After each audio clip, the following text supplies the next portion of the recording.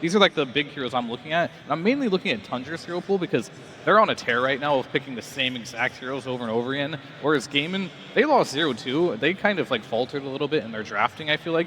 They went for like more of like this Morta type of style, and like that's not something they did in the past with the Primal Beast. So I feel like they probably had to sit down and it was like, hey, I'm not sure what we're doing yesterday. We have to change things. So Tundra's going to be predictable, whereas I feel like Gaming is not.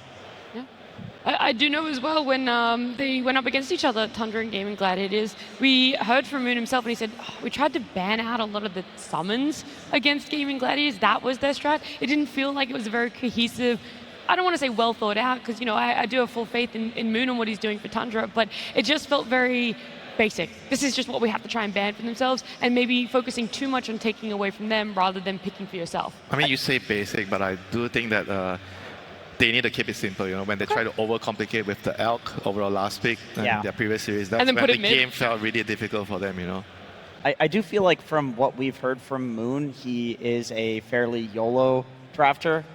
We saw in the group stage when they picked the Wind Ranger and then 5 different buffs on the Runner. It was the Mars, then the Alacrity, Invoker, and then Mirana support with the Solar Flare. Yeah, it was a lot. And he was like, we're just trying it. We're going to see what happens. Next game, they did a full minus armor strategy. So he really does just try things. And if it doesn't work out, he goes back to the drawing board. Yeah.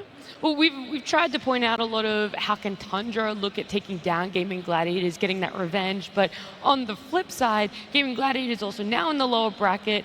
How are they going to be able to take advantage of Tundra? The one time that it felt that they might have faltered was when we saw Falcons really focus on banning out those Ramses heroes, try and put him on a smaller hero pool. But that was the trade-up, is he was still able, Tundra was still able to get a lot of farm, a lot done on the map with that mid-sniper.